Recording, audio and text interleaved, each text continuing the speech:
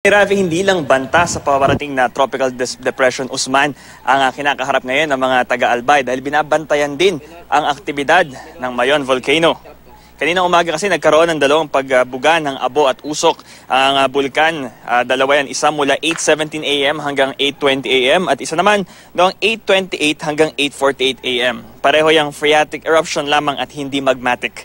Ibig sabihin steam-powered as a shallow part lang ng crater nagmumula ang abo. Nakataas pa rin ng alert level 2 at yun naman din ang situation since March 29. Ibig sabihin nito, abnormal pa rin ang aktibidad ng bulkan at mataas ang sulfur dioxide emissions.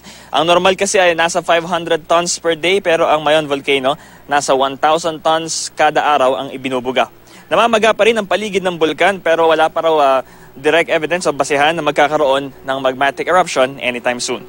Kundi dahil kung yun ang situation, iaakyat na raw yung alerto sa alert level 3. Ganun pa man, bawal pa rin pumasok sa 6-kilometer permanent danger zone.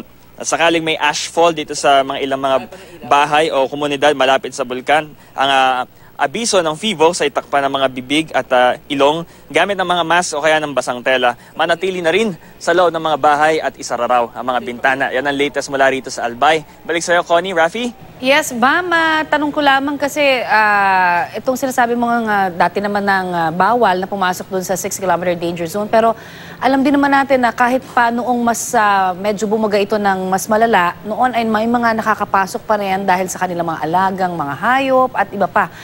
Sa ngayon ba, Bam, papaano nyo nararamdaman yung pagbuga nito? Meron na ba talaga sa usok na nararamdaman yung ating mga kababayan dyan o kayo mismo dyan?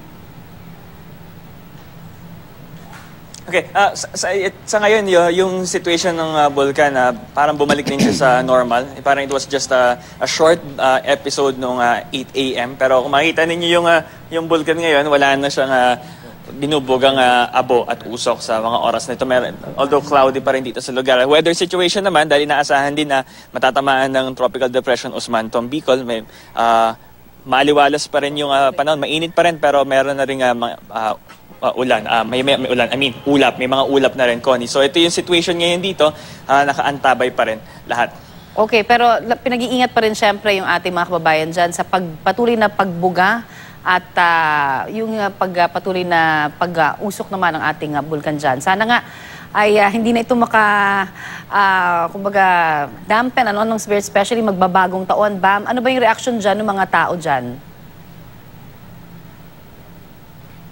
Well, for the most part, yung ibang sa mga nakausap natin resident ay sanayin na. Dahil kahapon pa rin nakikita natin may partly rin na mga pagbuga siya. So, yung iba naman, mga tourist din, actually binabantayan nila yung ganyan mga activity ng bulkan. Pero so far, wala pa namang any advisory na talang kailangan ng lumikas yung mga nasa labas pa ng danger zone. So life still goes on here normal, Connie.